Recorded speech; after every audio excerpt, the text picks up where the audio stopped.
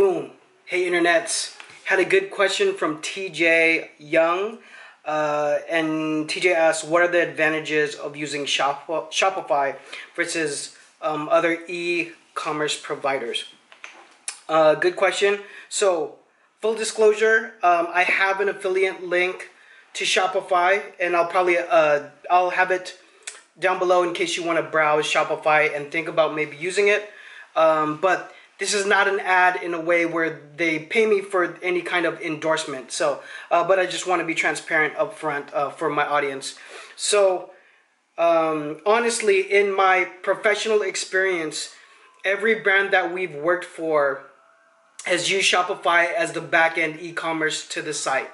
Actually, in the rebuild of the last brand that I was with in-house, we actually went straight with the Shopify theme. So it was a whole thing where we browsed through their existing templates, which they have a lot of. Obviously, selling apparel is a big category. Selling fashion is a big category. Accessories. So they have a number of templates, and just like any other e-commerce platform that might compete with them, they are consistently creating new templates. You could also find people that can make custom infrastructure for whatever you might need. Now, average person on my channel, smaller startup. So Shopify in the very beginning might not be the right situation for you, and I'm sure that's the whole reason for asking. So I would say what the rate is, but if you click on this video later, it might change, it might higher. So whatever starting rate there is what exists. So even if it was $60 a month for a mid-sized company, so let's just take my last company for an example. We were doing somewhere in the neighborhood of $3 to $4 million. That's top line revenue. So for that kind of product SKU, we have an abundance of styles, right? There's a lot of SKUs, style keeping units.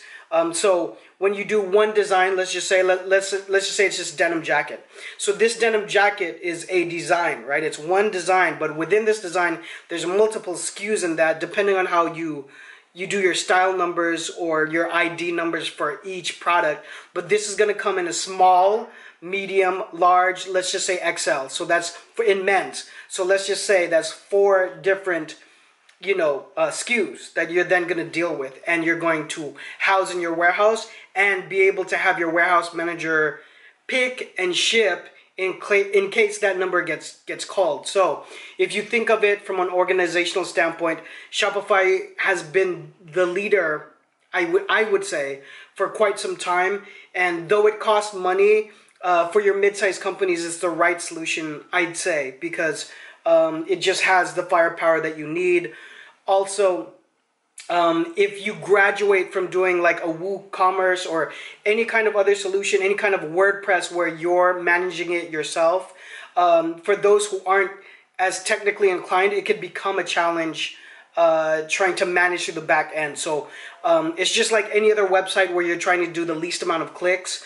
I would try to make the back end as quick and as easy and simple as possible. Also, I want to be able to allocate that task to someone else, right? So divide and conquer, right? As a company begins to grow, you want to be able to get a specialist and say, hey, so this is going to be your whole 8 hours a day is dealing with, or maybe 4 hours or 2 hours or 3 hours a day as things begin to grow.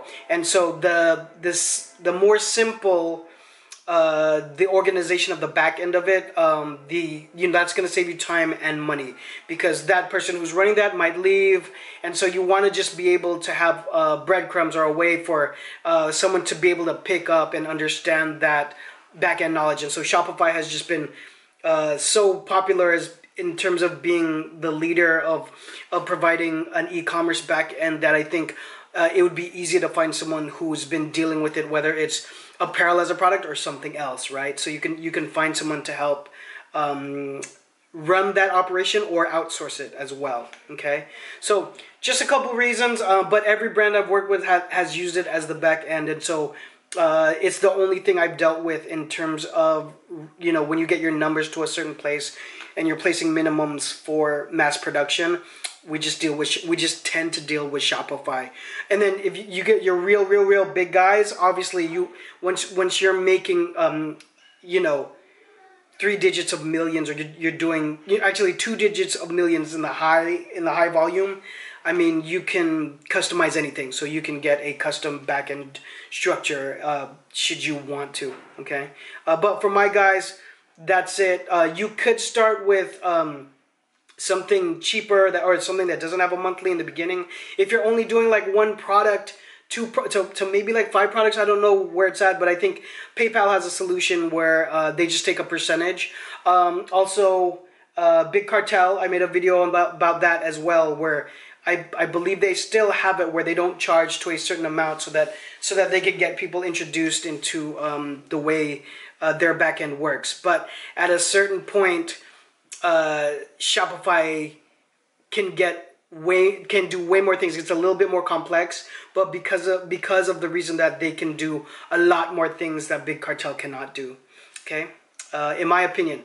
Hope that helps. If you guys have any other questions, let me know. Drop a comment below, and I'll see you guys on the next one. Bye.